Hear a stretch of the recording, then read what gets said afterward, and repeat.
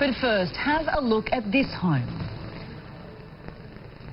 This home and this home. Cracked and crumbling as the drought takes its toll on suburbia.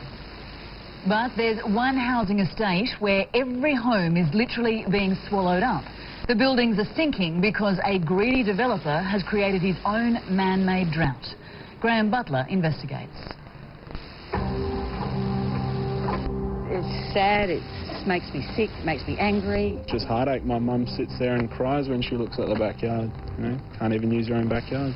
Someone's got to take responsibility for it. The damage to these houses defies belief. They're collapsing to the point that nearly all will have to be partly demolished, and no one wants to take responsibility. Basically, everyone's passing the buck. We don't know where to turn now. It's the most appalling case of duck shoving you're ever likely to see. Neither the local council nor the developer of the adjacent subdivision, one of Australia's biggest companies, will admit it's their fault.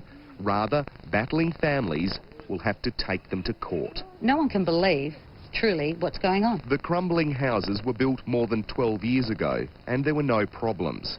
That was until the swamp next door was turned into a ritzy housing estate. The owners of the cracked houses say when dewatering of the swamp began, their trouble started. The trigger in this case is the development of Rosalie behind us, more specifically a drain that they put in to suck the water out of the land for reclamation next door behind us. Engineers' reports commissioned by the owners of the cracking houses revealed deep under them was a peat bed.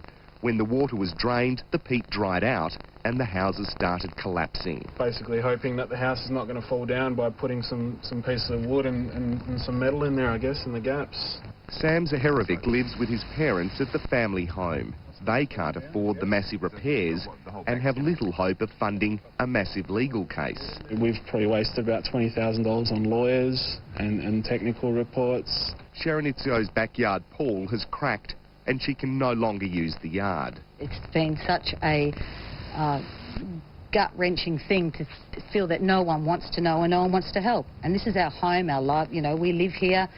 We couldn't even sell the houses. No one could along here. 3 years ago, this was a brand new swimming pool. Today, it's pretty well useless.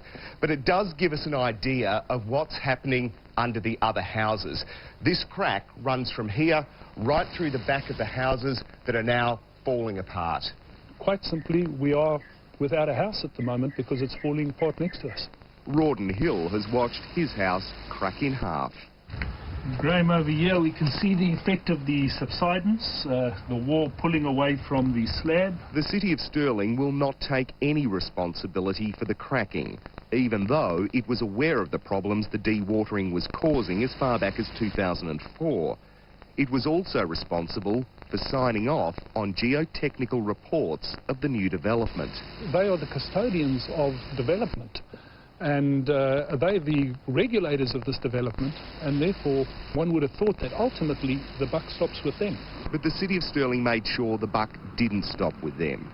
When considering modifications to the development in 2004, it insisted the developer indemnify the city against any possible claims resulting from the disturbance of the land. The developer of the Rosalie estate is W.R. Carpenter, part of the Griffin Group of companies, a multi-million-dollar business empire with interests in coal mining, aviation and property. It wouldn't be interviewed, only issuing a statement saying it complied with all planning and development requirements.